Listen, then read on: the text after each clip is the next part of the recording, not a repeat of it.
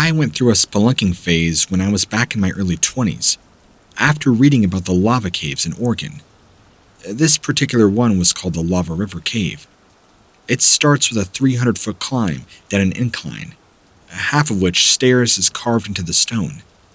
The cave itself runs for miles, and has had at least one large underground river running through it. There were also several very large rooms that were completely dark.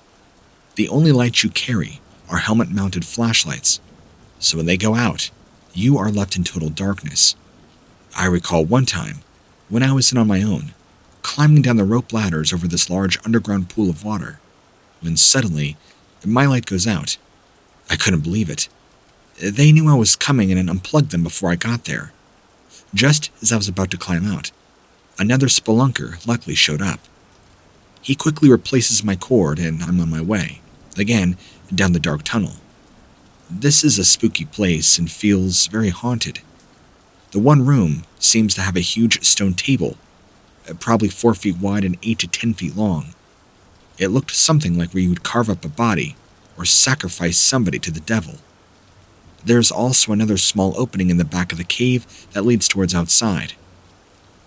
I recall going through there with my father, and all of a sudden, out of nowhere, we hear this sound coming from a hole in the ground, deeper into the cave. It was like this deep, rumbling, demonic growl, kind of the sound that an animal makes when it's going to attack you. To this day, none of us knows what made that sound. Luckily, there were no animals in there that I know of, but thank God. I would have been scared out of my wits if I thought something was down there. But we did run out, back to the cave road, and didn't stop going until we got to the entrance. As soon as we stepped out of the opening, we both just said, looking at each other wide-eyed, "Did you hear that?" Unfortunately, I have not gone spelunking again there after dark. No way. Not even close. Even though we had some more equipment stashed in there. That spooky place is now closed after a couple of bad very incidences occurring there underground. They cannot close the cave down due to it being a state park. And you know what they say about being damned if you do, damned if you don't. I hope my experience in that cave did not drive me to this day from reliving it again. I have never told anybody this story before, and I pray it doesn't put a curse on me. I know what happened in that cave, but nobody else will, unless they venture in there on themselves. Now, I have a couple more interesting stories to share with you. One year, my friend's dad took me to the lava caves when I was just 19. I had been going with him for about 4 to 5 years at that point. We both knew each other well enough from previous trips out there that we would spend hours down there in the lava tubes. We were looking for various things, including a complete skeleton of a prehistoric bird once, which we brought up. The last trip we made together, he told an amazing story to me that really got to me. He went by himself into the cave and said he became disorientated as he walked further and further through the cave. He had a good sense of direction, but it seemed that no matter which way he turned the path, it would kind of just double back in on itself, or just cause him to go in circles. He was not alone. For some reason, he kept hearing something following him. Whether it was whatever was making those weird sounds we heard before, or someone else's echo from another part of the cavern, I don't know. Whatever it was made him so nervous that after about 45 minutes or so of walking around just trying to find his way out, all he wanted to do was get out. He said that he could hear whatever it was getting closer and closer to him as time went on. He just kept walking around, looking for an entrance, not really paying attention to where he was going, because he wanted out so badly. When he finally did find his way out, after what seemed like hours of walking through here, all I asked him was if he saw anything significant while in there. And you know what? He turned ghost white at me and whispered very slowly. I didn't see anything substantial, but I heard something following me the whole time I was in there. I hope that never happens to me or anybody else who goes into those caves alone again. I also heard another version about that incident from a friend of mine who lives in Hawaii. He told me that his own uncle had been exploring caves earlier on when he came upon this sound echoing throughout the whole place. He explains that it sounded like a pack of wolves, only deeper and kind of more metallic sounding. He claims that it kept getting closer and closer to him no matter which way he went in there. He finally managed to get out of the cave by some stroke of luck when he found his way back to where he had started from. And when he got back outside, everything was fine and dandy. I've been in a lot of caves, and I think that if I find that sound again, though, my mind is going to snap like a twig by the time I get out of there. Even a few weeks ago, we had an unprecedented rainstorm roll through our area. The rain came down so hard and fast at times that most roads flooded very quickly, as all the storm drains could not handle that much water at once. Overnight, my friends and I decided to embark on our own little cave exploring mission, just for something to do. We loaded up into my truck, drove a few miles down a back road until we got to the cave opening, which happened to be a gully by a creek with a huge drop-off next to it. It even had this weird rock wall with glyphs of some kind chiseled into it, going for roughly 60 feet up from the ground level. You could tell it was old. Most of the glyphs were worn away over time, except one really large symbol way up high near the top. At first glance, you wouldn't think anything about it, just a cave. But once inside, it was clear that there had possibly been another civilization here at one time. The entire place was carved out of like some kind of temple or shrine. The ceiling went open in many places to the surface, letting in light, while other sections were pitch black with no visible end in sight. It didn't look natural at all. Some parts looked like they had been carved by man, while others looked more natural, formed by water rushing through different sections of the cave system over time. Very interesting indeed. Now, after about an hour of exploring, we reached the back section, which gets very narrow and kind of dangerous to navigate through, due to how close you can get to the edge without falling off no matter how much you try to stay away. That's where we saw it, or I should rather say, them. At first, they were just shadows fitting through the corners of our eyes, but after heavily concentrating for a few seconds, I could see that there were at least 4 pairs of red eyes shining from the darkness, and they weren't human eyes either. Their pupils were extremely elongated vertically, like a cat's instead of horizontally. It was hard to look at them without getting dizzy for some reason, whenever I locked on with my gaze. So I broke eye contact, kept moving since none of us wanted to stick around long enough to find out what these things really were. They seemed more curious about us than anything else, which is why I say they instead of it. Anything that doesn't run away when you approach it or try to communicate in some way is normally more afraid of you than anything. But these things did not seem to even be remotely afraid of us at all, almost like they considered us some kind of game more than anything else. I don't know what I'll do if one ever corners me somewhere, because with the back-breaking drop-off behind me, there would be no escape if they decided I was their next meal or something. But honestly, that's how every cave expedition story always goes for me. You never see anything until the moment it tries to eat you alive. So far, though, I've managed to stay lucky with nothing worse than some scratches and bruises to show for my efforts. But there is one more story that is very different than the others. I'll share that with you now. About 3 years ago, I was camping out with a friend at a remote site we knew about in an area known as Dogman Hills, or so we called it, outside of Fredericksburg, Texas. It's not really named after the cryptid itself, rather named after a man who used to live around this area who owned dogs big enough to ride on. He used them to round up cattle and such after he got too old to walk through the brush without hurting himself anymore. But his dogs worked well enough by themselves, from what I could see, and how many cows they got off of my friend's family's land. Anyway, we were at our usual spot when we began hearing dogs barking around midnight. And I mean big dogs, not wolf howls or coyotes yapping. Not that it would have been any better if it was just 1 or 2 wolves in such a remote location, alone, with no help. Wolf packs are known to be aggressive, and if you're all alone, they could be known to try and eat you alive. So naturally, both of us panicked, packing up our camp in record time so we get out of there before anything else decides to come for dinner. But as we reached the Jeep, throwing all of our gear in the back seat, I saw something that made my blood run cold. It was a dog of some kind, but not like anything I'd ever seen before. It appeared to be the size of a full-grown German Shepherd and had an abnormally large head and jaws, looking powerful enough to crush bone. The worst part was its fur. Instead of being short and sleek, it was unkempt and shaggy and matted. Really gross. Bear in mind, this thing didn't look like an actual chupacabra or anything, but much closer to what you see in those mock-ups online or drawings for fictional stories.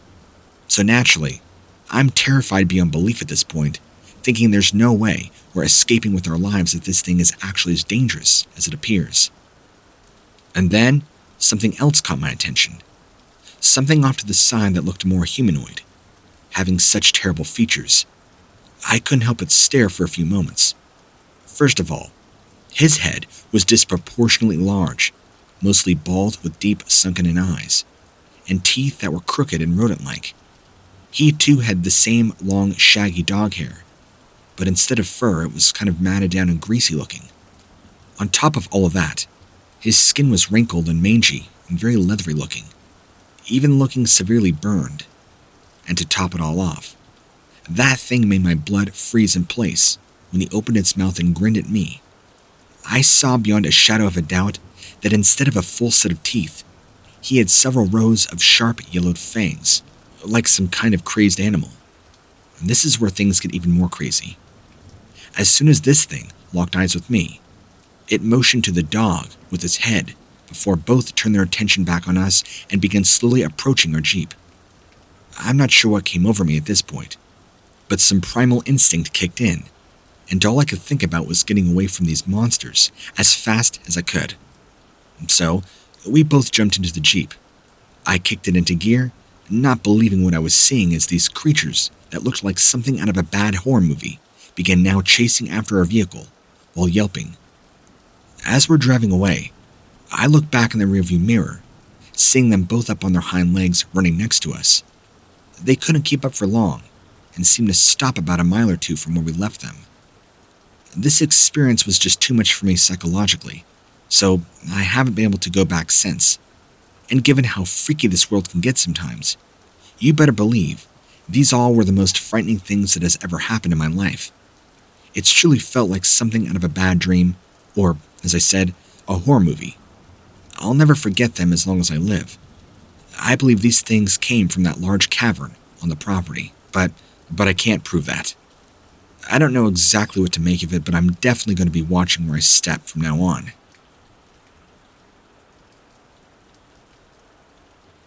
I believe this incident occurred in the fall of 1989. However, I cannot be certain. This incident happened in the southwestern part of Sheboygan County, Wisconsin, near a city called Elkhart Lake. Around that time period, my brother was dating a woman who lived on a farm there and had actually found this underground river. It was her boyfriend's dream to try and find it, or at least see where it started. I should also mention here that you might be a little bit confused. Well, they had this strange three-way relationship going on. It was kind of a love triangle, I'm not exactly sure. But long story short, my boyfriend and this other guy were dating the same woman at the same time, and I guess they were cool with it. Anyway, they drove around for about an hour, but never did find anything resembling what she described as a small opening with water trickling out of it. This led them to the cavern river system below ground level. They finally gave up on looking because it started raining pretty heavily. After they left, my brother questioned his girlfriend about the entrance to this underground river.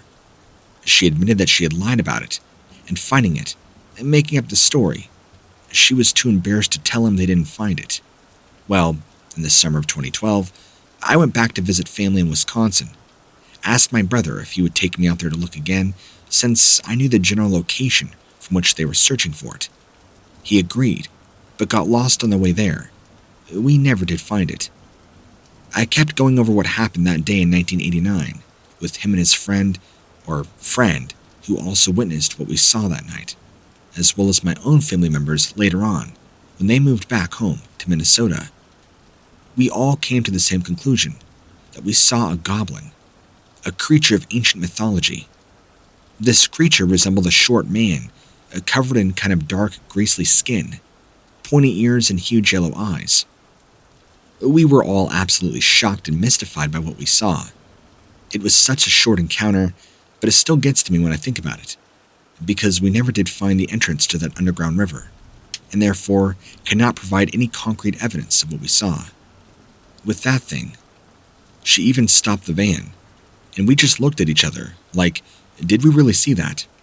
However, we did. It still freaks us out. Another weird thing is we both felt that it was not of this world. It did not even move naturally, just the feeling we got. We don't tell many people about what we saw. The people we share our story with don't believe us, and we understand why. It's crazy, even for us. And while his girlfriend did lie about it then, this goblin creature came from a small underground cavern that leads to this small underground river. This underground river also feeds the rivers and lakes and channels around here, and that is where the sighting happened. He could not remember where the entrance was, but claims that it was from here. I'm not the best writer, so I'm sorry if this is confusing and if things don't make sense.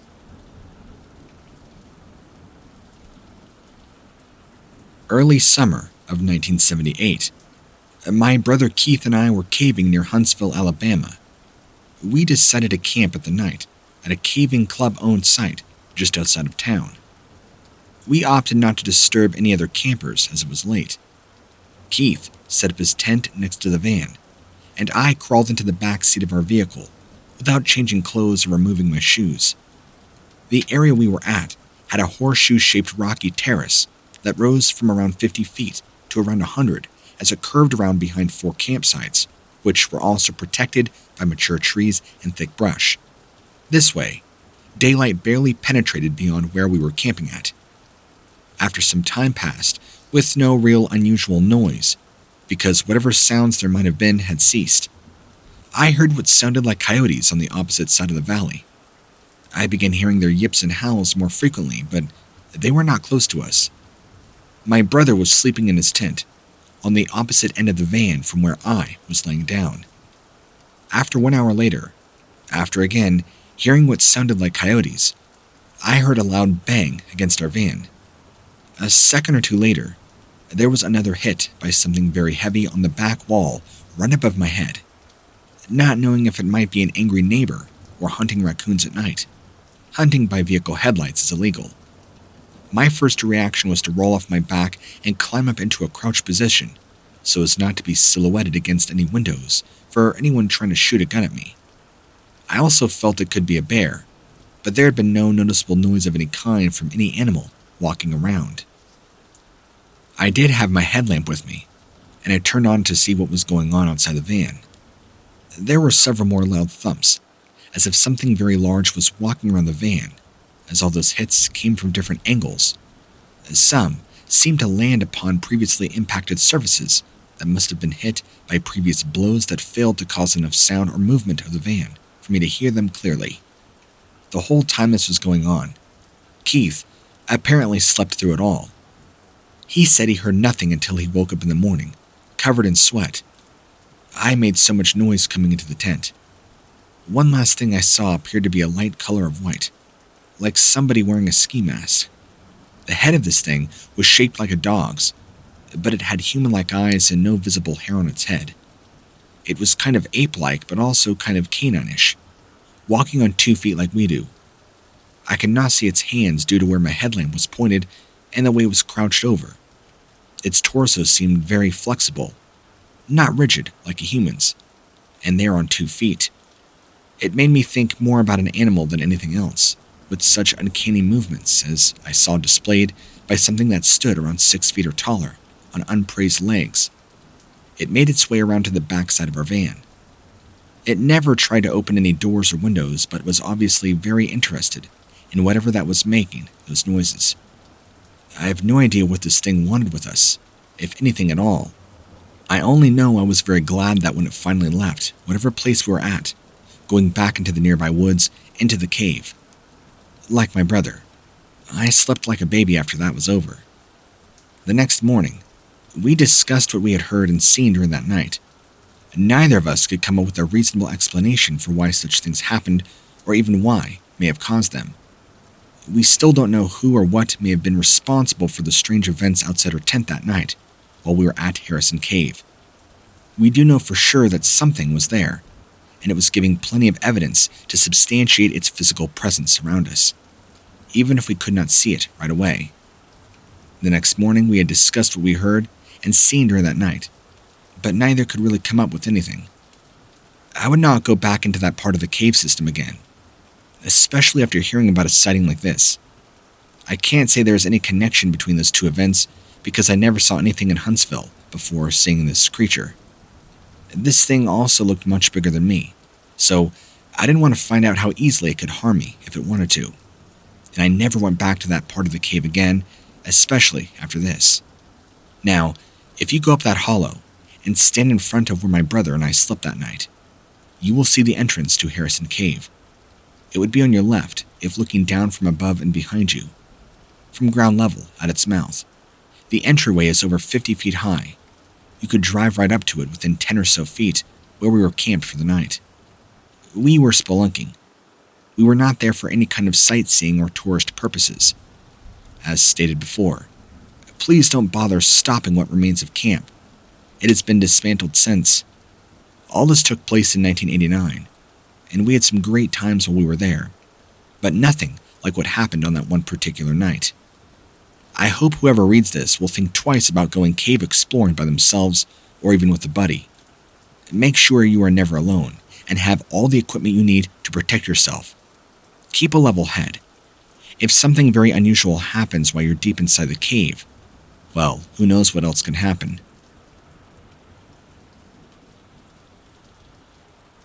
The information I'm about to share with you was conducted with my research team. That includes 2 teams on Mount St. Helens and with other respected researchers of Sasquatch around Washington state. During our 4-day camp at the base of Mount St. Helens, we located a very remote and yet untouched apex predator kill zone that showed signs of massive foot traffic. Many tracks over 17 inches long and 7 inches wide. Large scratched trees, thrown rocks, bent saplings, boulders in an area no larger than 15 by 30. We also heard many vocalizations, ranging from moans to screams every night for 4 days straight, starting after dark, usually after 10:30 p.m., until about 2 a.m. or so each night. Our team leader, Rick, had his first ever Bigfoot sighting while we were camped in this kill zone. After the rest of the team went to bed, Rick stayed up watching some movies on his phone when something caught his attention. He turned around toward the forest and saw a huge silver grayish Sasquatch walking behind a tree roughly 50 feet away. The thing was massive on 2 legs, very wide shoulders that appeared to be at least twice the size of an NFL football player. It wasn't until after we came down from the mountain, several days later, that he actually told us about it. He didn't want to alarm us or make anybody feel nervous for fear they might go home. When we first arrived at our base camp location, one member of my research team spotted what looked like to be a gorilla on the other side of a dry creek bed, approximately 100 yards away. The creature was standing still, facing us, and had walked up from a gully to get a better look at us. Its arms were unnaturally long for its body frame, and he could see very clearly that this was not any kind of gorilla. I've been told by the head zookeeper of Seattle Zoo that she would not discredit my claim about what I saw, though she did agree with me that gorillas do not live in Washington state. One team member, while walking through the forest, heard something large moving fast through the forest, 200 feet off to his right. Then all of a sudden, seemed to stop dead in his tracks just as another researcher friend of mine heard a loud thud on the other side of camp. A little while later, smoking a cigarette at a rest break, another team member saw a grayish Sasquatch, same thing, about 100 yards away, standing behind a large oak tree, watching him. It did not move at all, and once spotted, it stared right back at him for several minutes, before turning around and disappearing.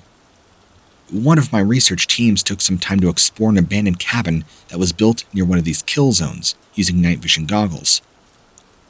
They watched from inside the cabin until roughly 2:30 a.m., when they discovered what looked like an 8-foot-tall gorilla-looking creature watching them from outside. They said it walked on 2 legs, had arms that were much larger and longer than a gorilla's, but could clearly see this was not any kind of gorilla. They watched it for several moments before it turned and walked away in the same direction, that we all heard the vocalizations coming from earlier. We were shut down several weeks early after we discovered a 17-inch footprint at one of the kill zones, and another similar print found where Rick had his Bigfoot sighting that was uncovered by a falling tree, which occurred only 2 days before we were forced to leave due to funding issues. This happened right where we were closing in on our research and getting ready for a campout. All team members who saw these footprints immediately took casts of them before they were destroyed by Mother Nature. Unfortunately, my team members decided to not show me the photos of this footprint until after we got back from Washington. It wasn't until then they all admitted to seeing the same gray Sasquatch several days before we were forced to leave due to improper funding. I have since brought in a Bigfoot field researcher from Tennessee by the name of Dr. William Capel. He's a retired U.S. Navy SEALs commander, having over 30 years' experience with tactical training, both overseas as well as domestic. He owns his own business called Willow Creek Consulting. He manages security for various companies, along with Bigfoot expeditions around the country during off time from work. I have asked him to join my team at Mount St. Helens, now that there's enough interest for those who want to, and who want to interview him to learn more about what he's doing. I have also made a promise that I stay out of Washington State for as long as it takes. The real story, though, takes place when we descended into one of the more remote caverns of Mount St. Helens. This is where we found to be believed as the den of these creatures. These caverns are extremely dangerous and hard to reach. We had found one of them that was easier to get into than others, but it would take a lot more exploring before we would be able to find the other two entrances, taking several days due to the trails being flooded out from heavy rainfall. Once we made our way inside these caverns, I noticed that first appeared as a pile of large logs right at the entrance. Upon closer inspection, there wasn't just logs, there was also a lot of feces. The smell was so bad, you needed a gas mask just to go in without gagging. It looked like Bigfoot had been using this cave for his own personal outhouse. We realized after talking with Dr. Capel that Sasquatch was likely marking his territory to let other Bigfoot know this was his den, and they needed to steer clear of it. Besides the feces, there were also many long black hairs stuck between the rocks and logs, along with what looked like dried blood. It turns out that one of my team members had discovered a kill zone only 50 feet inside the cavern entrance, where he believed that Bigfoots would slaughter their prey. There was very little evidence, though, because it had been raining so much lately before our arrival in Washington State, so whatever happened there had already been washed away by Mother Nature's heavy downpours, which are still occurring all the time. One team member, however, had a very scary encounter nearby, which I plan to share with you right now. Again, the first team member who experienced this Bigfoot encounter was Rick, and he had come face to face with the creature only 2 days before we were forced to leave. Right when we were closing in on our target area for camping out. We did not realize it at the time, but when Rick made his way over here, he must have stumbled into one of their kill zones. There was what appeared to be dried blood all over the rocks surrounding that area. The blood looked like spray paint that would after it gets thrown onto concrete by doing some graffiti art. There was also large broken tree branches everywhere in this immediate area, as if something had exploded out of these trees like brush. There was also very large footprints that had been found deep in the dirt, which is how we realized this must be another kill zone. Rick said he was about 30 feet from this area, when out of nowhere, this large animal, a Bigfoot, comes charging straight toward him from behind a large boulder, his entire face covered in blood and wounded by something. He ran so hard at Rick, from what Rick looked to be only 15 feet away, with a snort. Sounded almost exactly like an 18-wheeler driving past you at high speed. This is because they have incredibly powerful bodies. After interviewing Rick, I tried to put the story together in a new theory on Sasquatch behavior. My theory is that Bigfoot have strong bonds with their family. They will do anything to protect them. Like other mammals out there, including humans. Since we are on their turf, I believe they saw this as protecting their family from what must have looked like a threat, us. Rick was still quite traumatized by the experience. He said it looked like the Bigfoot was trying to communicate something with him before it ran at him like that, which was likely desperation due to being separated from its family, or maybe even badly injured while hunting, or even a fight with another Bigfoot. For several hours after Rick's encounter, we could hear around 10 to 15 large moving objects through the woods around us, our location, only about 100 feet now from the kill zone. However, even when we tried shining spotlights through the trees in an attempt to catch them on camera, they would always hide out of sight, stay there until they would give up on looking for them. Rick did tell me, though, that after this experience, he did hear a baby's cry within 1 minute of attacking him. But I don't know if he had actually heard that, or what. Or maybe the baby cry was just in his mind, playing tricks on him, while that adrenaline was running through his veins at the time. The next member who had a Bigfoot encounter was Marcus, who had come face to face with one in the week earlier, checking our traps further down the mountain from where the camp was set up. He claims that he was so close to this creature, he could smell its pungent body odor, seeing every small hair on its body. He did not, however, get a photo or decent video of this one because it ran off into the woods, just before Marcus had a chance to take any action. The way Marcus described the Bigfoot actually sounded like something out of a horror movie, with how quickly it moved through these dense woodland areas. According to him, it would sometimes run on all legs and other times drop down to all fours, running like a large gorilla, also making virtually no noise, except for when it broke large trees down while running or jumping from one place to another, which is why that we were able to practice estimating its height and weight by measuring broken tree branches. This means, from what we speculate, it can easily jump over 9 feet and weigh as much as 600 pounds. That would make sense, because some of the broken trees were as wide as my ribcage. Marcus said the Bigfoot had to have been at least 8 feet tall, if not bigger, covered in dark brown, blackish-gray hair, indicating that it was likely a male. This is also interesting. All of our captures have been female so far, with one exception, who was actually an undersized juvenile male. The last person on our team who had a run-in with one of these creatures was Eric. His encounter took place at nearly the exact same location where Marcus encountered his Bigfoot 7 days earlier, right by the cavern opening. Eric told me he got a very close look at this creature by accident, and apparently, its eyeshine was so haunting to him. It also seemed to be coming right before a storm. I would have thought Bigfoots were nocturnal, but they're actually more active during these stormy or cloudy evenings, which is probably while Rick's near-death experience happened on such an overcast day. All I know is, from what we've understood, is that they are denning down in this cave, and we need to stay away from there. If you're around Mount St. Helens, specifically the base of the mountain, be very careful what caverns you venture off into. You never know what it might be the den of.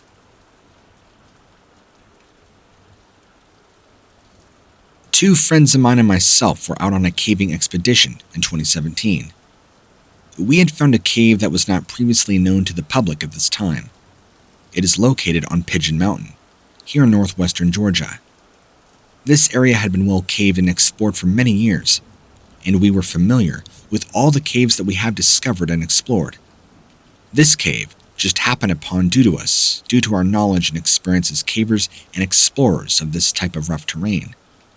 Before we go further into my encounter, let me give you a little background info on what it takes to be a spelunker, so you can understand the obstacles involved in an unknown cave system underground. One must know how to properly use multiple types of climbing gear, such as roped climbing techniques, rigging rope systems, rappelling, how to properly use a compass while underground. One must know the proper cave etiquette while underground. This is also a no-smoking environment due to oxygen canisters being used in case of an emergency. We all wear multiple light sources on our helmets and flashlights. There are no handheld flashlights allowed.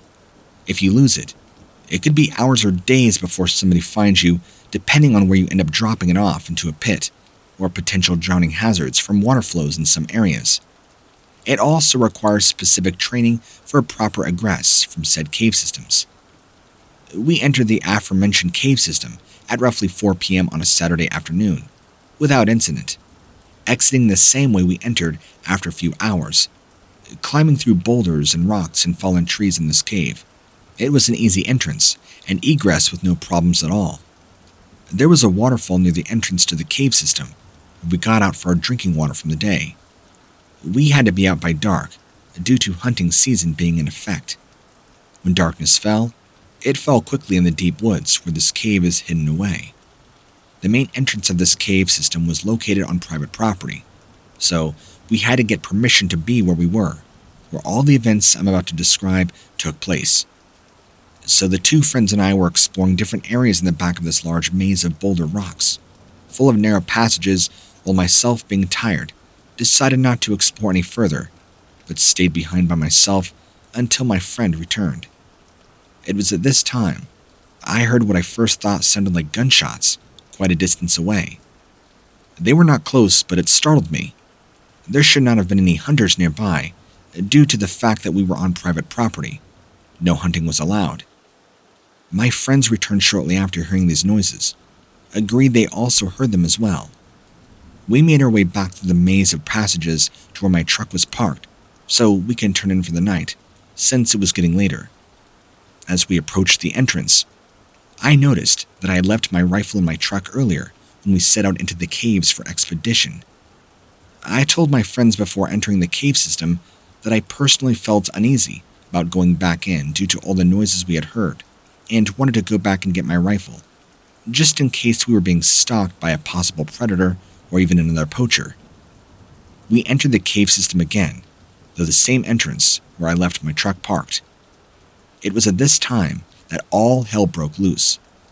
As we made our way down an incline of about 200 yards from the entrance of the cave near where I had parked my truck, something big began to make its presence known, loudly stomping up down the hillside that we were climbing through, following us closely. The sound alone was terrifying. It sounded like huge 10-foot high and 15 high lizard-type noises coming towards us, making these loud stomping sounds and all sorts of Jurassic Park-esque noises going crazy. The thing seemed to be coming from multiple directions, stomping up and down the rocks, tree branches and limbs breaking off. We made a hasty retreat to where my truck was parked, picking up another friend of ours on the way out of this location, who was on a different entrance to this cave system. We had no choice but to leave the friend we came in with. So, more importantly, this was to save our own lives from whatever was making its presence so obvious, letting us know it wanted us out of its territory as quickly as possible. This is not where the story ends. About 4 months later, I returned back to the same property owner's land and entered this cave system by myself. A story I'll share with you. An 8-year-old boy had been exploring these caves during one of his visits with his family, and apparently got lost or separated from them somehow, becoming trapped deep within a crevice that required a rope rescue for him, due to him being too afraid of heights to climb back up the rock wall above him.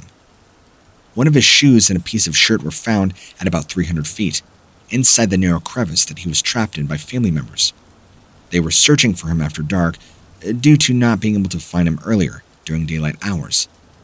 The family finally discovered this young boy hiding out deep within the grotto, which is what we call these large passages or caves that spread off into multiple directions as you go deeper into them. It turns out that the little boy's shoe and shirt were located down at the end of the passage, surrounded by large dinosaur-type lizard footprints where he was located. I would also like to clarify here that dinosaurs did exist. Now, this particular crevice was so tight that it would not allow me, though, even though I'm only 5'11" and weigh 165 pounds. It is a fissure, a cleft or a dividing crack between rocks, with a diameter more like 4 to 5 feet long and about 18 inches wide, almost vertical rock face, which could barely squeeze your body into if at all possible. The family searched for him throughout most of the evening without success before it got dark enough outside to use flashlights, forcing them to return back home, getting their friends and neighbors together to go out the next day to see if he could be located. Now, I'm not sure what type of creature would have caused this damage, but it was definitely something very large, taking heavy steps all throughout there, wearing a thin layer of dirt below the crust top of the rocks, and turning these to dust as it moved about, leaving behind its own tracks. You can still see some of the debris around where it left the crevice, dragging tree branches and other items like deer carcasses during its frantic attempts to free itself from being trapped within the same fissure. I have only ever told a small number of people about this incident. Since that time, I didn't understand why or how that I saw two different types of dinosaurs at this exact same location nearly 40 years apart. I'm now 57, and have recently come into some new information that I believe was the reason for these two drastically different species of dinos on the exact same property within my lifetime. There are many people out there who refuse to accept the possibility, although it's something I really want to know myself. So if anyone else has had a similar experience or can shed light on this matter, please leave your comments below. Having had both encounters with these creatures makes me realize they are here among us more than most people would care to realize, even at a very close range. Myself, I will not be returning back to this cave system again, because of the possible dangers waiting for me there, whatever it was that I encountered during both incidents that have profoundly affected my life ever since. For those interested in the first part of my encounter with a bipedal dinosaur, it occurred on a real estate property that I bought in the summer of 1976, where one was living right behind our house. The second time, I went back to make repairs to this broken water main, which is what I encountered the first time as well.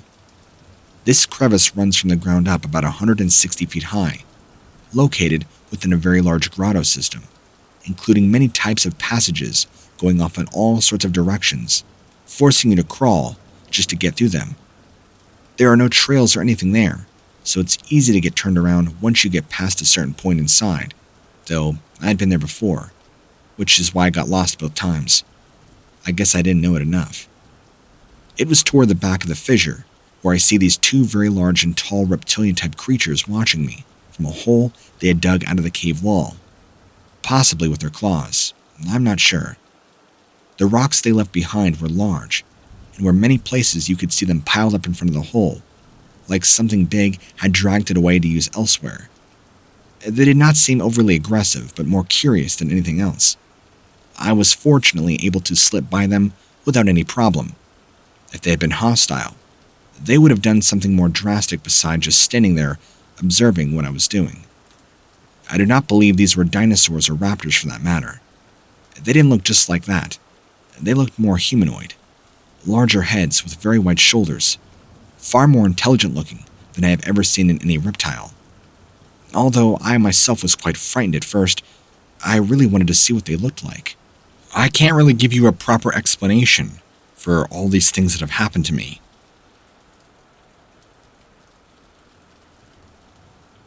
I can tell you that this was in Monroe County, Indiana. My sighting describes something even I can't claim to understand. I had no idea what it was, but I'm guessing that whatever it was is still roaming the area of Monroe County. The date of my sighting is not exact. It took place sometime during the summer months in 92 or 93, probably June or July of that year. I can't be any more definite on the time. I do not remember for sure which time of year it was. The only reason that I think it happened back in 93 is because the sighting made me very uneasy enough about camping in certain areas of south central Indiana. So, my family and I did not camp again until 1996.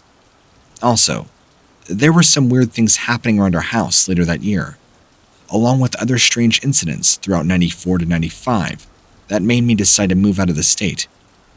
I do not know how this was determined, but recently, a good friend of mine informed me that it happened in 92, stated that he is certain of the year due to having been watching television on a particular day and saw a story about a local sighting of an Indiana local news channel. Now, my only reason for placing it during the summer months of 93 was to see if there were any other reports filed after my encounter. There was a cavern I was interested in exploring that summer. I'm not sure on the name, but it was located on Lake Monroe, along the southern shoreline of Bloomington, Indiana. This cavern had many stories associated with it. It was said to be inhabited by skinwalkers, Native American ghost-like creatures, an albino deer with red eyes, or a white deer with red eyes depending on who is telling the story, and a werewolf wildman-type creature that would terrorize campers and locals alike. or just Bigfoot itself worshipping in this cave due to its seclusion from human beings. I decided to check out this area alone. My brothers decided against joining me. My family always loved camping, so I'm certain they have gone back to visit this location many times. I've always wanted to go back, but never could bring myself to return alone. I arrived at the cavern sometime in the early afternoon, just in time for lunch. After eating, I took a few steps inside when my head lamp fell onto the ground due to the lack of light within the cave. No problem, I thought. I had yet another light in my truck, so off I went in hopes of finding it laying around somewhere. No such luck. All containers were empty, and still no light in sight. It was then that something occurred that would really shake me up. To this day, though many years have passed since then, it is still stuck clearly in my memory. From out of nowhere came a noise. A very loud grunt, roar, scream that echoed throughout the entire cavern. The sound bouncing off the walls, and I could feel it reverberate in my chest.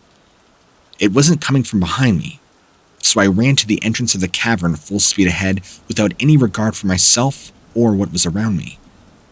I didn't want to be in this cavern anymore if something were inside waiting. But when I got outside, there was nothing but trees and darkness.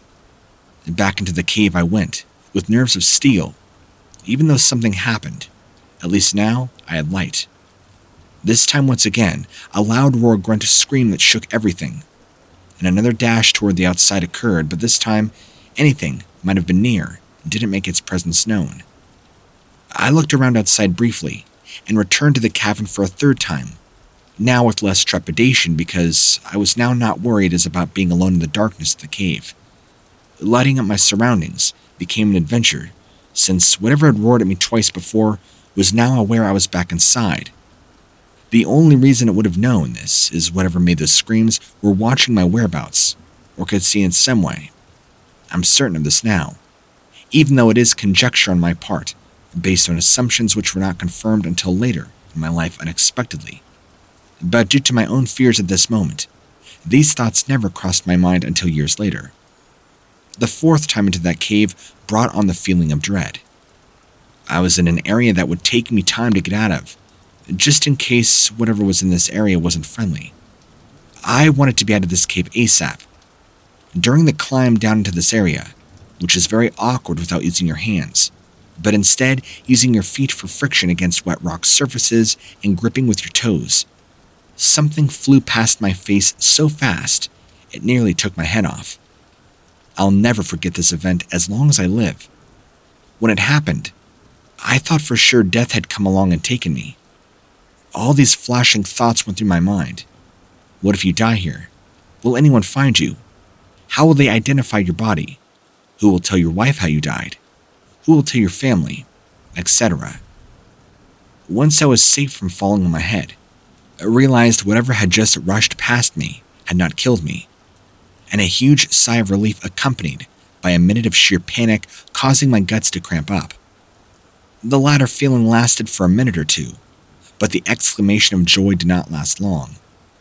As soon as the second rush passed, I felt fear again, because anything that would have done such an act could do it again no problem. That's what scared me the most. This time there was no escape route. I had nowhere to go but up and out, which was going to take some time since climbing back out wasn't exactly going to happen within a moment or two. After some time, relief came in a sense, because whatever it was did not do anything afterwards. After another few minutes passed, I had still yet to see what flew by my head. I decided maybe whatever it was down here doesn't want me dead after all. Maybe it just wants me gone. So I turned around and started going back up the way I came. As soon as I did this, a sound ensued once again, but this time further down away in the cavern. It sounded like a very another angry roar, scream, and grunt, and this time shaking my very bones. Then something that sounded like rocks being thrown hit the walls, making an echoing noise through the cave, shaking my insides with resonance once again. And of course, fear took over me, and panic set in. This time, I heard a roar, scream, grunt much closer, and I looked up and saw on the very top of a cliff to my right About 40 to 50 feet away, sitting there, looking directly at me, were these bright red eyes, as big as silver dollars, on a shape that was as huge as an adult male black bear.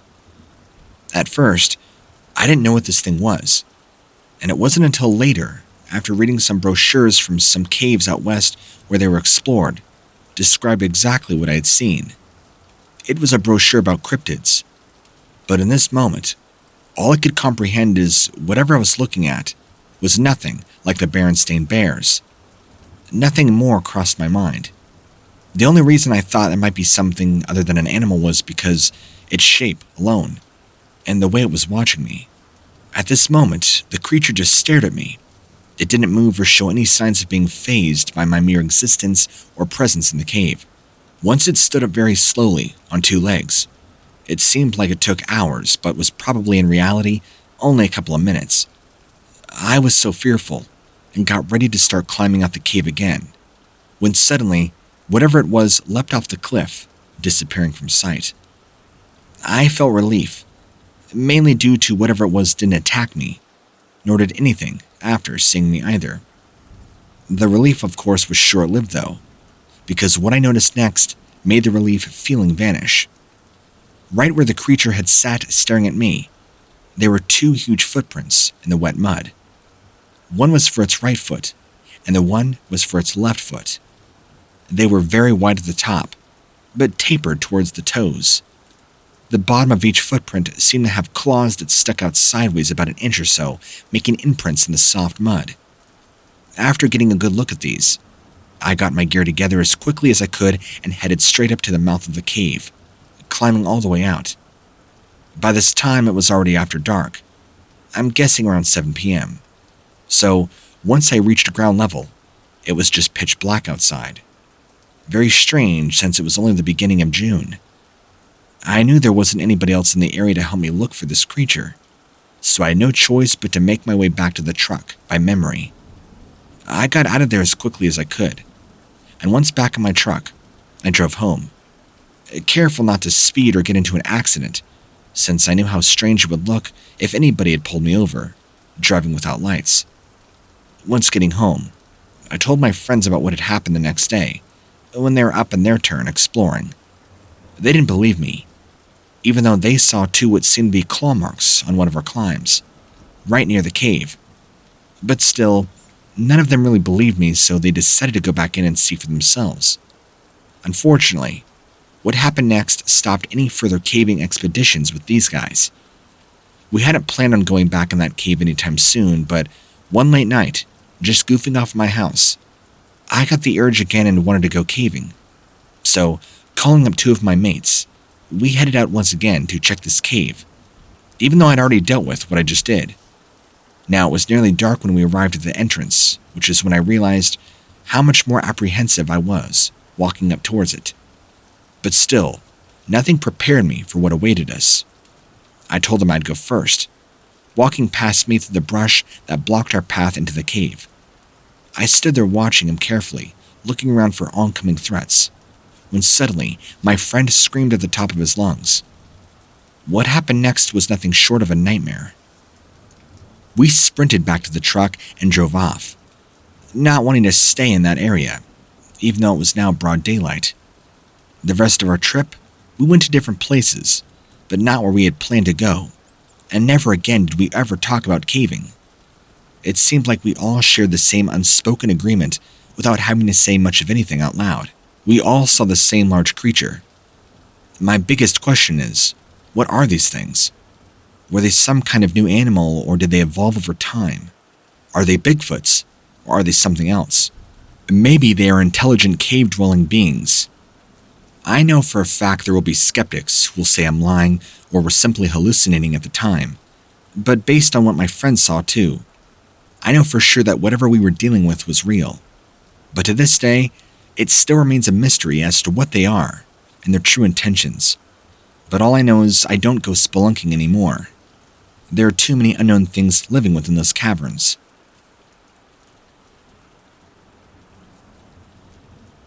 I came across bipedal prints in heavy snow. This was in January of 2005, while stationed at a remote outpost in the Upper Peninsula of Michigan. Our mission was to search and rescue after a very bad snowstorm had passed the days prior. The tracks were fresh, no more than 3 days old, and even in the heavy snow, they were so deep, they still were not fully covered. They looked like they had been made from something walking on two very large, long legs. Along with the prints, I saw several trees that appeared to have their bark stripped off by something very big, more like clawed off. One night, my buddy came into the tent while I was sleeping, yelling, "Hey, you need to come outside and see this." So we went outside and he showed me these white objects up against one of our trucks, looking at us. It seemed as if they were glowing because of the moonlight reflecting off of them. We were not really sure what we were looking at. We stayed there in the dark for a few moments, and all of a sudden, they began growling, and I could hear what sounded like two strange alien-like voices conversing, and they were standing right next to each other. We didn't waste any time. We sprinted back into the tent, shoved our boots on, grabbed our coats, helmets, and as we got outside, another squad mate came bolting after us with his rifle pointed in the direction he had been staring only moments before. We all looked up to see this huge 10-foot figure walking through the woods past another squad of guys. We fired at these things, but they just seemed to vanish in thin air. We were completely baffled by what we had just seen. I know for certain that there are too many parts of the forest where it would be impossible to search by foot or horseback, let alone having enough men to cover a square inch of the place. I know there are also a lot of large cavern systems around here for somebody to get lost in. Maybe that's exactly where these things came from.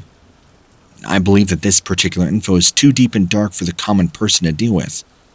If I thought that anybody would take me seriously while sharing this, then I would accept their ridicule and not feel so foolish. But telling people that there are things you can't see out in the woods will make you consider you crazy. Others will think you a liar. And if enough time passes, I might even start to question my very own sanity. But this is what happened to me, and it has not steered me wrong. I don't know what's out there.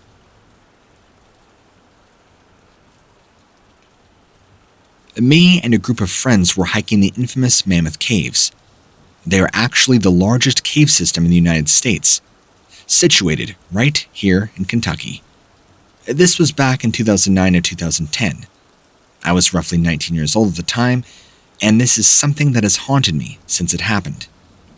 It's an extremely large cave system, but there are also some very remote parts where you can actually get lost if you're not careful.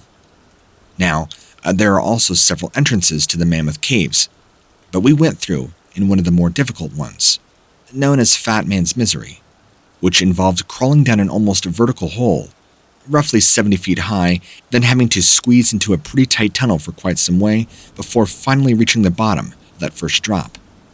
That was what most people would call the worst part. We took lots of torches as it was very dark.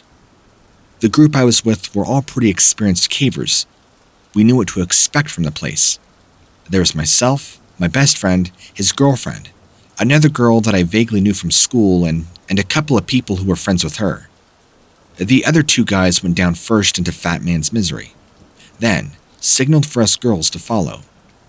As soon as I got over the edge and began down the small drop, everything seemed fine, but there was a strange smell lingering in the air that really bothered me. It smelled like something had crawled into one of those storage boxes, kind of like formaldehyde. The weird thing was, at the time, the smell got stronger and stronger as I went down, but at the same time it seemed to be going away. It's very hard to explain. Anyway, by the time I'd reached the bottom of this drop, everybody else was already down in the narrow tunnel, way down, about 10 or so meters or so below me. There was a torch flashing around down there, and I could hear my friends' voices echoing up from all directions. It didn't sound like they were talking to each other. They were just echoing around in all different directions. Then one of them shouted, "I could see something moving towards you." At first, I thought maybe they were just messing with me because we had been joking around a bit on our spelunking adventure. But when I looked down, roughly 10 meters below me, I could see the silhouette of something running towards me. It was all black and had a massive spider-like body. I remember thinking, oh no, it's got 8 legs, it's a spider. The thing that really scares me is that there were 2 huge sets of eyes on either side of this thing, which flashed red in the torchlight. It's hard to explain how scary this thing was. It did not look like anything I'd ever seen, not even in the horror movies. Even though I knew deep down that there was no way you could have spiders down here, I still panicked, tried to get away from it as quickly as possible and start climbing up again. But because my hands were shaking, I made a pretty big mistake. And once I realized what was already going on, it was too late. I'd been climbing up this abseil rope pretty quickly. I did not want to be down there in the darkness with whatever that thing was. But in my haste to get away from it, I ended up slipping and getting halfway stuck in the rope. Even though there were 5 of us down there at the time, nobody even noticed when I slipped and began panicking. They were all just staring at this thing which had arrived at the bottom of the drop-off area, right where they were standing. It was almost as if they couldn't see me struggling above them. Why would they have left me there on purpose? So, I started thrashing around with both my legs, trying to get out of that tight spot on the rope, but it was stuck. It's very hard when you are in panic mode and your life depends on being able to free yourself from a rope very quickly. This thing paused for a second, just long enough to look up at me. Then it ran towards my friend, screaming. Then it disappeared. I managed to get myself free and then dropped down below, where they were all standing in a heap, not knowing what to do. This thing had disappeared over the cliff edge, and for all we knew, there were more of them. The group in front of us had apparently seen this thing too, and it looked like whatever it was had attacked them possibly before running off towards the next chamber, in which they were shouting for help. By the time we got to them, there wasn't much left apart from their torches, which were laid out on the ground in different directions. Very strange. We didn't find either party, so that I'm pretty sure they were being taken by this spider monster thing. Everybody thought I was just making this whole thing up. Something, until it attacked us too. They stopped making fun of me, but they said that my description matched what their friends had told them about the spider monster thing, which had attacked them earlier in another chamber. The weirdest part is when we got home and compared stories with the other groups who'd been on a cave expedition that day. They couldn't believe the details. They said that another group had seen this thing before us, but did not get a good look at it because it ran off quickly into one of the tunnels. I can't believe that people are starting to see this spider monster too. What do you think is going on down there? Is it some kind of mutated creature or something that is possibly adapted to living underground in pitch black caves? And we're not talking about regular arachnids here. We're talking about human-sized, half-human, half-spider creatures here. Maybe it's some kind of new species. Either way, I don't think I'll ever touch another rope again. Now, this isn't the first time I've heard of a creature like this before. In fact, I even found an older sighting by a spelunking gentleman whose name I will still keep unidentified, but I'll share his story anyway. This was also in the Mammoth Caves in 1973 with a similar creature. He wrote, I had already passed through the narrow section of passage and was ascending the slope on the other side when I heard this screaming. It was an awful blood-curdling sound, like the cry of a banshee. I had no light with me at all, but I never carry one anyway because they all usually burn out before you get used to them properly. If they don't, then you usually end up dropping them or something, so it's not worth it in my opinion. I'd rather keep a headlamp. Anyway, I could tell that this noise was coming from down in the hole somewhere, so I knew that whatever it was needed to get out. That's why I jumped down to where they were, immediately without thinking about how dangerous the drop would have been. It was so dark down there. I couldn't see anything, but I managed to find 3 girls huddled together crying hysterically for one another, which tells you they were completely panicked, and they weren't seeing anything yet either, which is why their torches had been dropped on the ground, pointing in different directions. It turned out later that each of them thought they were being attacked by some kind of spider thing. The first thing I noticed when I finally got down there was just how quiet it was. You know, other than all the screaming. It's really rare to get silence once you're inside a cave. There's constant dripping noises and all around you. In fact, I'd say it's almost as likely as hearing a banshee, Or is that just something from Irish folktales? Anyway, once they had calmed down a little bit, the situation became pretty clear. There was a monster spider thing running around in this pitch-black cave system, and it was attacking spelunkers at random. Now, even though we were all shaken up by seeing each other in such a dark space, with very little light, we decided to press on. We figured going back out into the sunlight would be safer than staying inside, where this thing could still possibly be lurking. So there you go. 2 stories of terrifying cave monsters which are quite possibly arachnids, much like the story I shared with you. Is it possible that these caverns are either infested with them, or even inhabited by them? Maybe they aren't even spiders at all, but something more closely related to another human-shaped bipedal creature. We may never know for sure. Some mysteries will remain unsolved, until we perish in death. But I think you get my point. It's still scary to think back to be honest.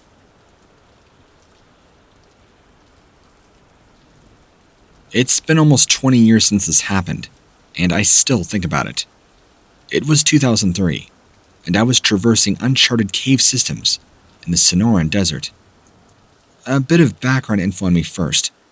I've been spelunking for years. I'm very well experienced. I know what I'm doing. At the time, I was with a team of 4 people, including me. First day we were out there, we got lost and found a cave entrance in the middle of nowhere.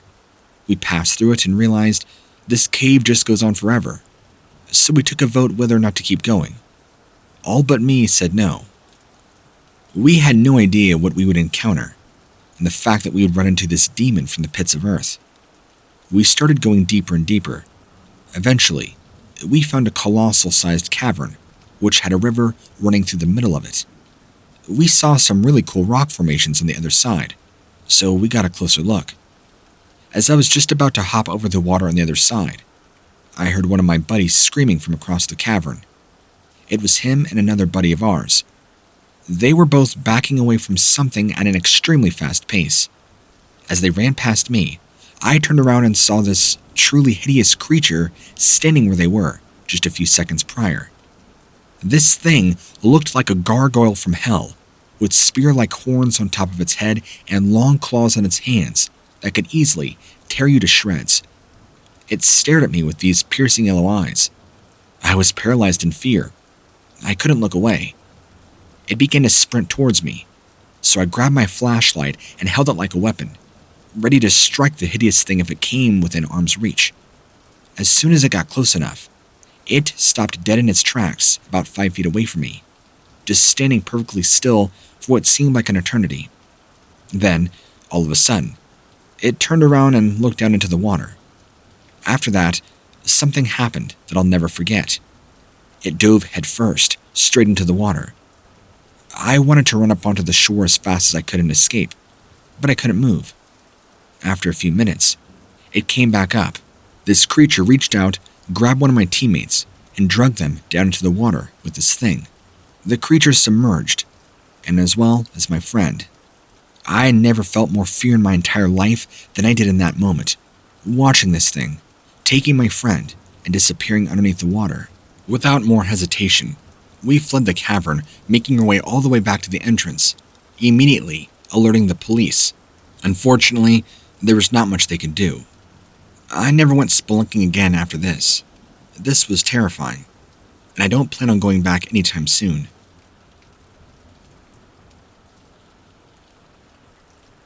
Not my story, but a friend of mine's who saw what he believes to be a vampiric creature of some kind coming out of the mouth of a large cave at night when he was camping with his family along the Raccoon River in Iowa. This was in 2007, when he was 13. He gave me permission to share this story with you. He was camping with his family at their cabin on a large plot of land that they have near the Raccoon River in Dallas County, Iowa. They were having a campfire. My friend was getting pretty bored.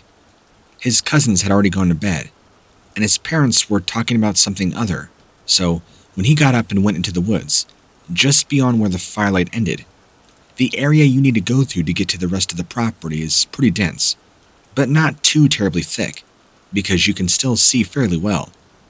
My friend tells me he kept hearing strange sounds coming from behind him as he walked through these woods towards this cave mouth. This is inside a larger rock formation called Chimney Rock. And in fact, when he got to the mouth of the cave, he sees a very strange animal-like figure crouched atop the rocks above. It was only there for a split second. Then, it jumped down into the cave, ran off into other parts unknown. My friend couldn't tell what this creature looked like. It darted across the line of sight too quickly for him to be able to study it properly. But he says it was vaguely primate in shape, long arms and legs, but its whole body from head to toe was covered with dark, shaggy fur, and one leg even seemed shorter and damaged and broken, like it had stepped in a bear trap or something, is the way he related to me, which could also account for this creature the way it kind of hobbled and moved. He couldn't see much of its face, but he could say that the head was disproportionately larger than the rest of its body. And when he finally did see the face, he said it reminded him of a vampire bat, really ugly, and the fact that this thing even had horns makes it even all the more interesting. He said it had long, spindly fingers that were very, very creepy, almost as if these fingers had minds of their own, and they were possessed by some kind of magical properties. His friends and family, and me, think he imagined them for whatever reason. However, my friend swears up and down that these light grayish-white horns on this thing were very real, and this creature itself was very real. Seriously, what the heck is this thing? He wasn't able to make out any other discernible features, save for its eyes, which were large and dark, but it was definitely an interesting account. My friend also could not tell the shades of colors, because it was night, unlike a lot of other sightings you hear about when people get a good look at these things. Their eyes just seem to absorb or reflect all light, rather than rendering them invisible. So he tried to get a better look at it by walking up to the mouth of this cave, shining his flashlight into it. But all he saw was darkness, and for some reason, this would make sense if my friend's account of the size and depth of this particular cave were accurate. I've been in some pretty big caves myself. There were some that felt like you could fall over forever, or at least until your batteries run out, and never hit the bottom or reach a wall, which is why you should always bring a spare. Anyway, he shined his light around inside looking for this creature, since its movements had him believe it might be injured. He thought maybe one of its legs were hurt, or something, but he couldn't find anything. So, after a few minutes of this fruitless search, my friend decided that maybe the creature had gotten out there and he can catch up to it. As he approached one area above, he heard strange sounds that were coming from behind him, getting louder and more distinct. He turned around, expecting to see whatever made those odd noises again, only to be disappointed when all he saw was darkness and nothing else. So my friend is up there, and he's encompassed by this bright ball of light. He felt at that point it was time to get out of there. He was not alone anymore, and this weird vampire humanoid thing before might be coming back. And what was this strange ball of light? Well, the next morning after he left, his family was told about this terrifying encounter with this cave creature.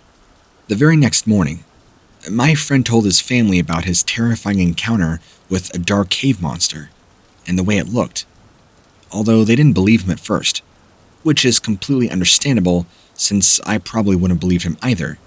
But after going over the details together, they agreed that he was telling the truth about what happened. So, after consulting with one another, they decided to go back home for a spell and wait until things were better before going camping again. Even though I don't exactly believe him, it still bothers me today. Even though I never saw whatever this dark creature was with my own eyes, I've always trusted his judgment about these things. So if he says something is out there, then it probably is. Especially considering that whatever this thing was sounds like it might be some kind of vampire, or possibly a feral branch of humanity. Of course, I'm not saying that these things definitely exist, but I should say that you should exercise caution when exploring any cave systems. If you feel like venturing out into the world of cavers at all. I mean, who knows what kind of weird things are lurking in the darkness.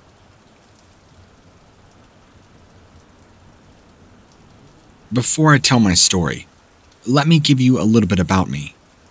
I'm what they would call an avid outdoorsman.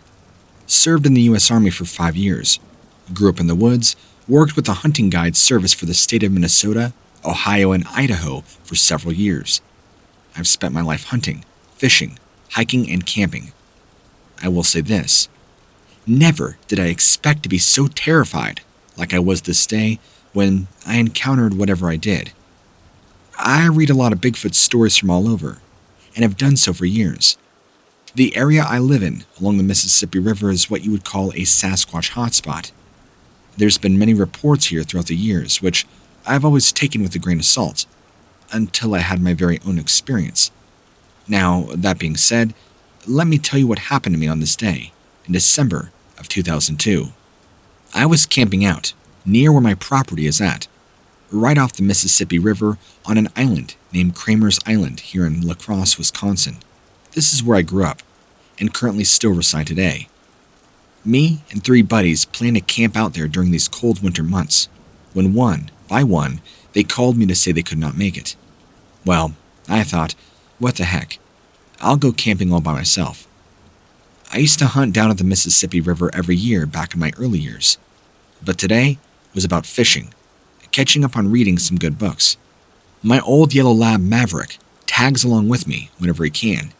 He loves being out there too, especially since he knows we'll be hanging around camp all day doing nothing much except making a fire to stay warm. So I arrive at the island just after dark. I'm using nothing but my headlamps to set up camp for my vehicle to see where I'm going, and it's pretty dark. The first thing is getting a great big dead log for our campfire, then getting that going to warm us up. I got the fire going, we'll call it about 7 p.m., and settle in for an enjoyable evening of fishing and reading books. Maverick decided to turn in early, as he was tired from the long drive. But he knew tomorrow would be a better day. We'd leave camp, set up where we are at now, and go hunting together before this night really was over.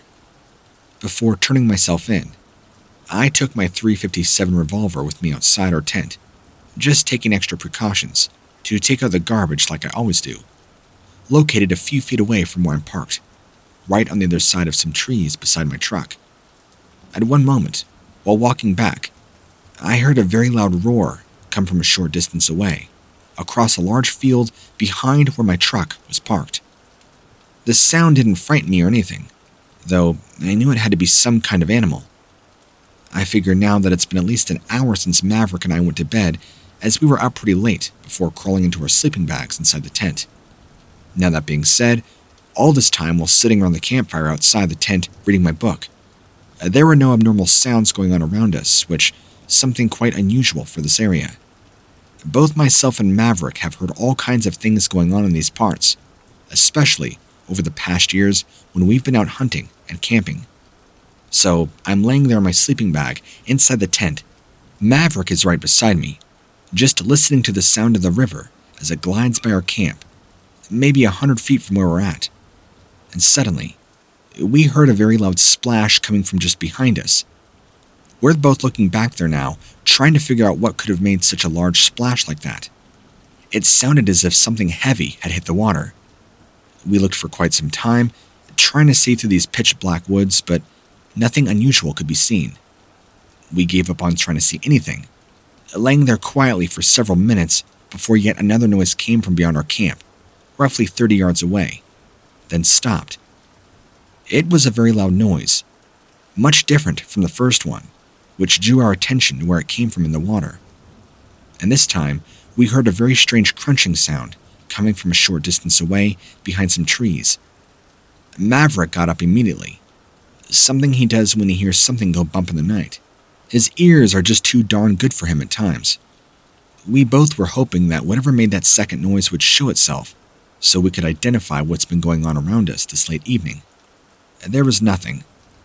So minutes passed by and all is dead quiet, except for an occasional bullfrog croaking once in a while, along with an owl hooting somewhere in a distant tree.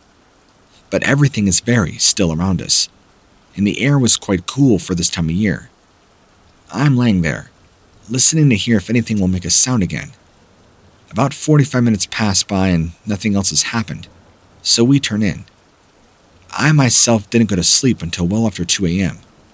I wasn't too sure what had caused those noises, I was hoping I'd wake up early enough to see whatever it was, just to find out whatever it may have been, come back during the darkness. Well, morning comes, but nothing unusual can be seen around our camp. So, thankfully, Maverick gets up and goes outside the tent to take care of his business. He's not too bright in the mornings. I was lying there already, my eyes closed but still half awake, and I hear what sounds like something really big approaching. It was making its way slowly through the dead leaves. It sounded like it weighed an awful lot. Now, Maverick is outside next to the fire pit that has wood still smoldering with smoke coming off of it. He decides to stand right beside our tent, which is beside where this thing is coming from. All I could do was sit up inside the tent, praying silently. Whatever this was would continue on down the trail, leading back to where it came from. I was in no mood to deal with whatever this thing might be. And so now Maverick starts freaking out, howling and going crazy, and he runs back in the tent while I hear this large thing approaching very closely. I sat there and waited for terror to approach my tent. It quickly encircled me, growling like a large, hungry bear. But you could tell from the sound, this was much more guttural, much more evil sounding than any bear. I readied my revolver, pulling the safety off and cocking the hammer. I could hear it right behind me, so I instantly turned around and fired one shot. Bam! And I heard this thing run off screaming. I knew this was my chance to take Maverick and get out of here now. So I threw open my tent, grabbed my dog, left everything behind, got in my vehicle, and fled. Whatever that came after me that night, I believe to be from the tunnels deep in the swamp nearby that are made by something.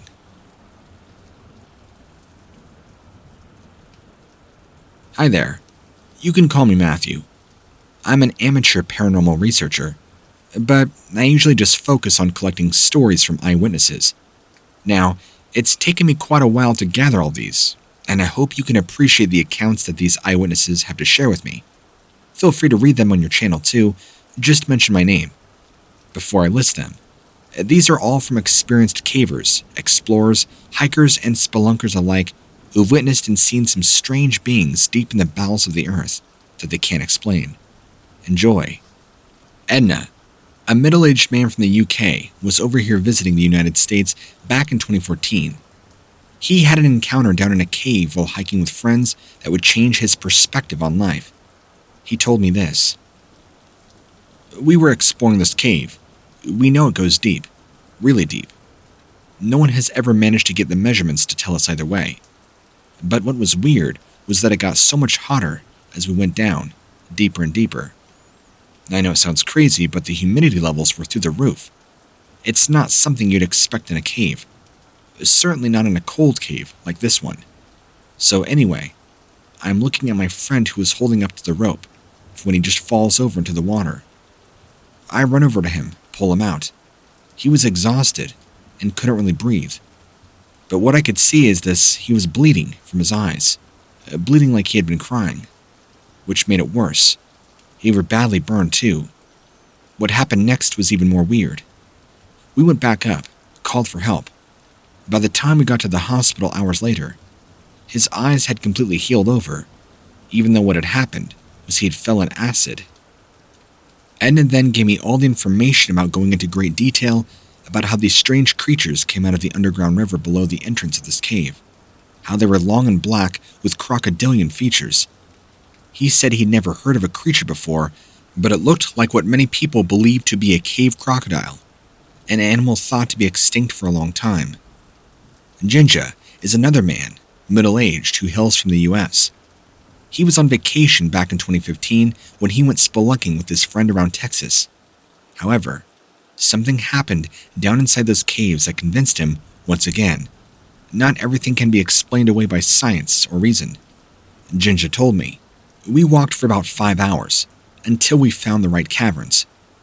The place was amazing. I've never seen so many holes and passageways before. We've been in some pretty big caves around here, but this was something else. The caverns were huge. Their ceilings reached up beyond our lights at times. We could just barely see where they began high above us. and that's when we saw them. They came out of the darkness, grabbed 2 or 3 of my friends and pulled them down below before my very eyes. I tried to help my friends, but they swatted away at me, like I was nothing. Jen just said that they now believe firmly in the existence of these creatures after having seen their true form with his own eyes. He added that these, just like Edna, were these black monstrosities with crocodilian features, more aquatic in nature, coming from deep down below the earth. Yet another story, sent to me by a spelunker who wishes to remain anonymous. She informed us that she loves cave diving. She says, "It's always been pretty casual for us. We've seen some interesting things down there, but nothing like what happened today. We were exploring this new cave, and we saw something moving down there. It was big, because I could see its glowing eyes, and see this white flesh. She tells me she will never forget the way these creatures looked at her, this sadistic intent and hunger seeping from their eyes. She said that she thinks perhaps they were waiting for something. As soon as the creatures got back to land, the cavern began shaking. She tells me that she was trapped down there with these things for 2 days. Now, she does not even want to go caving anymore. I can't blame her."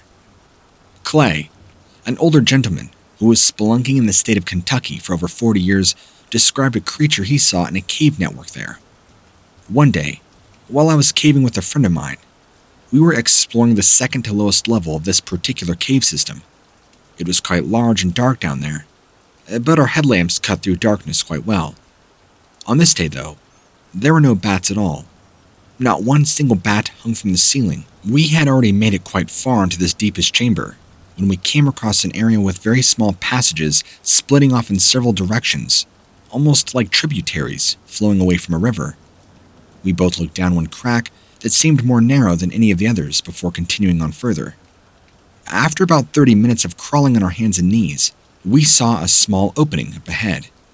It was time to turn back anyway, so this tiny hole in the ground should not have been any problem. As I got closer, though, I felt that something was wrong. It looked like there were piles of bones down there. My friend looked down into it with his light and said, 'Yeah, there's a lot of bones.' I stood up, peeking over the edge of this rather deep pit, where the ceiling must have fallen in at some point to reveal what appeared to be an abandoned mineshaft kind of thing. There were minuscule openings all around where bats could have come in, streaming from outside. I don't like this, I thought to myself, but my curiosity got the best of me. I climbed down into the pit with my friend, following behind me. We both looked around in bewilderment at what we were witnessing. There was not a single bit of evidence that anybody had ever been down here before, nor were there any markings of any rocks around us. Where are all the bones coming from? There had to be hundreds of them, lying about everywhere, broken up into small pieces. Some were in full pieces. Whatever it was the left. We both just felt an intense presence hovering above us, staring down at us, before either any one of us could react. Before things could escalate and get any worse, they thought it would be a good time now to retreat and get back to camp. Clay relates to his friends about what they saw, but they're kind of apprehensive about believing him. Either way, that cave system certainly